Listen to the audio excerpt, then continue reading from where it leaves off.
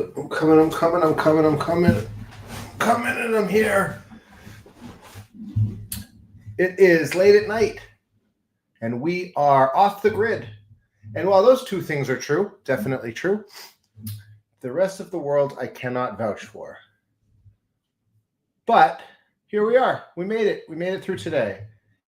And that brings us to the first question. How much energy did we use today? It's my first question, because we have had 2 days of rain. We have had 2 days that have looked pretty similar to this. It's been raining out. We're switching power over to the car. I'm going to do it after this. We had it switched over today a little bit, and I'm going to do it after this video. And so, as you can see, it's raining. It's been gray. We haven't produced much power. But what does that mean? What does not produce that much power mean? Well, as you could see here from our Tesla app, we are not bringing anything in. This was at 11:15, so this was like, a little, like probably half an hour ago, not even. And so we're not bringing any power in, 0 kilowatts. You can see from the solar. We are using 0.5 kilowatts, half a kilowatt. That's just basic lights, internet, basic functions. My computer is running and being charged. And so that gives you kind of a snapshot for right now, what's happening right now. So we are down to 24% power. You can see at the top of the screen. 24% power is not a ton of power. It's a quarter of our overall storage, less than 1 power wall. We have 3 power walls. And so as you can see today, we used 17.6 kilowatts at the top of the screen here. And 17.6 kilowatts is probably like an average day for us. Maybe running a little bit of heat, doing a little bit of baking, just basic, nothing too extravagant from a power use standpoint, but just basic functions. Yesterday, we ran a little bit lower. I think I cycled back in the day. Yesterday, we used 12.6. So we really didn't use much heat any heat yesterday. We didn't cook it all yesterday on the range or anything like that. And so we used substantially less. But today, it's not like we used that much power, 17.6. I think the average American household is somewhere between 20 and 30 kilowatts, depending on what part of the country you're from and what season it is. So I think to be under 20 is pretty efficient. Certainly to be, somewhere around 12 to 16, 18 is under the average and an efficient way to run. And we've got a pretty good sized house here. We've got a lot of appliances we run. We've got 3 kids, so we're using a decent amount of power. And so as you can see today, we generated 4.2. We actually did generate more power today than we did yesterday. It was gray both days. It actually rained a little bit more today, but we just had a little bit of a break in some of the cloud cover. And so we're able to generate 4.2 kilowatts, which, according to yesterday, that's like a third of the power we actually generated in a rainy day that we used. And today it's about a quarter of the power, a little less than a quarter of the power that we generated. But nonetheless, we generated a little bit of power in a rainy day and nothing on the grid, as you can see here. And so overall there it is, 17.6 kilowatts we used. And we're sitting at about 25% power right now, which is why we switch over to the car. These are the times we switch over to the car. We could put a little charge in the batteries tonight if we switch on the generator. We do have a backup generator. If the car is our backup generator, then we do have a backup to the backup. And it does slowly charge the power walls when we're in a pinch. And so we might trickle charge. It's also good to run. It's also good to run the generator periodically, just to make sure the mechanics of it are all running properly. And we do have a maintenance coming up on that. We try to get we do get a maintenance on it every year. So that gives you a sense of kind of how the day laid out and how the power was and how much power we used and what we made and just how makes so much sense to live off the grid if you can, or to be able to switch your power from grid tied to off grid to be able to capitalize on the best of both worlds. And so that would be the ultimate. We're sitting kind of off, not near any power lines, so we didn't have any ability to connect to the grid, but we did all right, and we're running pretty strong. And so that brings me to this made me happy. So let's see. This did make me happy today. Let's see if I can't switch over here. And I keep running into this every time I go to do this, but how do we stop sharing something? You'd figure by now. There we go. We figured it out. We're so smart. This made me happy today. Well, what doesn't make me happy is the state of tension that our country is in. Sitting up here in New England, we are very aware of the Boston Tea Party, and we are very aware of and very proud of our 250 years of independence and history, and this experiment that we call the American democracy. And that's been frustrating. It's been frustrating for all of us, I think, in a lot of different ways, up, down, left, and right. But this, despite it all, this made me happy. So I'm going to play this for a minute. Let's just let this roll. What a difference a few days can make. Last Saturday, tear gas was a constant. Whoa. But this we Saturday, just gotta go back here. There's tear gas. I wonder if this is the film that Donald Trump is seeing. What a difference.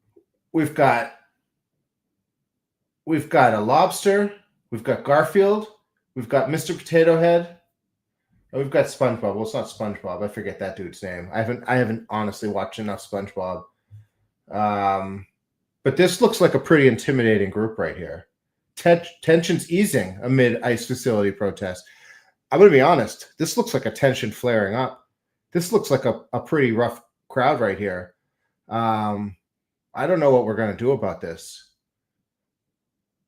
That lobster looks menacing. And Garfield's eyeing all the lasagna. This is easy to tell. Mr. Potato Head has got something going on. Hey. A few days can make. Last Saturday, tear gas was a constant. But this Saturday, protesters turned the area into a party. There's been an uptick in the looks like Santa Claus made silliness and the fun side of it. Not that this is a fun thing that we're doing, but community is beautiful. I agree with that. And joy in standing up for your neighbors is beautiful, and showing that we are nonviolent and there's nothing more And then they say if the pen is mightier than the sword, then the inflatable Garfield suit is the equivalent of fill in the blank. I mean, some kind of legitimate military arsenal. That's intimidating. Nonviolent than silly costumes. However, one counter protester says she is not falling for it. I think my guess is they're trying to do that for optics to sort of make it look like there's not actually rioting going on, when in reality there's definitely rioting going on, because a terrorist is still a terrorist whether they have a costume on or not. Oh, a terrorist is a terrorist whether they have a costume on or not. I'll tell you what. If I've ever seen two terrorists, it's those two right there. This is concerning. This is if our country is headed toward inflatables. First we had the furries, and now we have the inflatables. I don't know, guys. I don't know. Costume on or not. The calm energy did change slightly when federal agents detained at least 3 protesters coming on the hills of Friday night, when no arrests were made at all.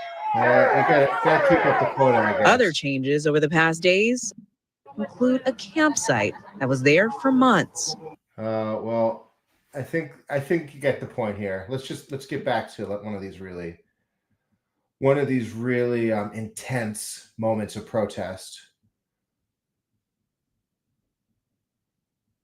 Let's see here. There we go. Look at that motley crew. Be afraid. Be very afraid. Also, if you're going out to protest, if you're going out to express your First Amendment rights, if you're going out to try to connect with people, being joyful, celebrating each other. We have way too much to celebrate. There's way too much good in this world. I don't want to digress and go down my hole. This world is actually a really incredibly wonderful place, incredibly compassionate place, rabbit hole. But honestly, go to any hospital, go to any, airport, go to anywhere where there's humanity and compassion happening, and you'll see the best in people. You'll see people helping out on there. Sure, you'll see something on the news where something goes wrong. Sure, you will see the worst in humanity too, because that seems to be really popular from a news point of view, but you're going to see the best of humanity out there. I get a chance to work in and around the cancer community on the regular, and you just see people pouring their hearts and souls into making other people's lives a little bit better. And it's really satisfying to see that. And so this kind of just brings out the fact that on all the heaviness and all the challenges that we face in the uphill battle, that we keep pushing the stone up the hill.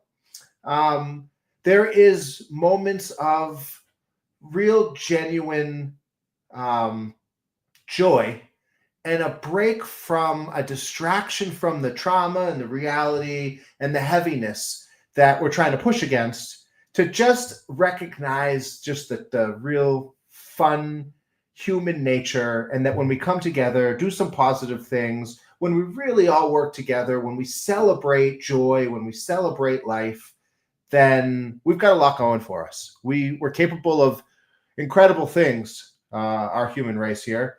And clearly, as you could see here, when we get Mr. Potato Head and Garfield and the Easter Bunny and a cow, a shark, a lobster, when we get all these incredible souls working together, the world is our oyster, something like that. Well, I don't know. This made me happy, even though it's amidst the darkness, amidst the heaviness and the weight, the backdrop of everything going on politically here. Can't we all just get on? If this group of ragtag, incredibly high-spirited, colorful creatures can get together, there could be some hope for humanity. There could be a little hope. But I digress. Back to our regularly scheduled program. Chocolate croissants. This is food for thought. I got a little runny nose today. It's a little chillier out. It's not cold out here, but it has been raining for a couple days. Food for thought. Chocolate croissants. I love a little pain au chocolat. Très bien. Whenever I see a pain au chocolat, I say, Monsieur enchanté. And now I'm going to eat you. But what I didn't know is that, I'll put up here, the chocolate croissant, known as pain au chocolat, originated in Austria. Who knew that? Raise your hand if you knew pain au chocolat originated. I did not. With Austrian baker August Zang. They even got the baker's name. They know who invented the. I thought this was like a point of mystery, like Chef Boyardee, like this cloud of mystery. But it's not. It's Australian baker August Zang, of course, and he clearly didn't name it after himself. Pain au chocolat. Viennese style pastries to Paris in the mid-19th century. While the exact inventor is unclear, that's fair. Zhang is credited with popularizing the original pastry, the Chocolatine croissant, one word, Chocolatine croissant, which eventually evolved into the French pastry we know today. A French adaptation. The concept of the chocolate-filled pastry was brought to France by Auguste Zane, who opened a bakery in Paris in the 1830s. That must have been the spot. Oh, we must have been able to smell that all over the city. Zhang's Boulangerie Viennoise introduced the Viennese pastries, including the croissant, and his chocolate-filled predecessor, the Chocolatine croissant, to the French public. Sorry about my accent. I try. French bakers adopted the idea, adapting the flaky, buttery dough to create the pain au chocolat. So that's I learned that today. I learned that today because I was hungry and I was looking up where to get a good pain au chocolat. I want to try to make it. I don't know. It looks kind of hard, but maybe we could do an off-grid food for thought where we make some, what did they call it? I like that one word. Chocolatine croissant. It's like chocolate-laden croissant. I also like things that make sense. So here's to chocolate-laden croissants. Here's to things making us happy. Here's to having enough power for our day inside and out. Here's to switching over for the car, aka our backup generator, to run the house tonight. We will run entirely on the car. And here's to you. Thanks for sticking in there. If anybody watched this all the way through to the end, what's wrong with you? Hope you guys got enough power for your day inside and out. Tomorrow's going to be rainy too. So we're going to conserve our power and wait for the sun to come out tomorrow after tomorrow. Catch you later.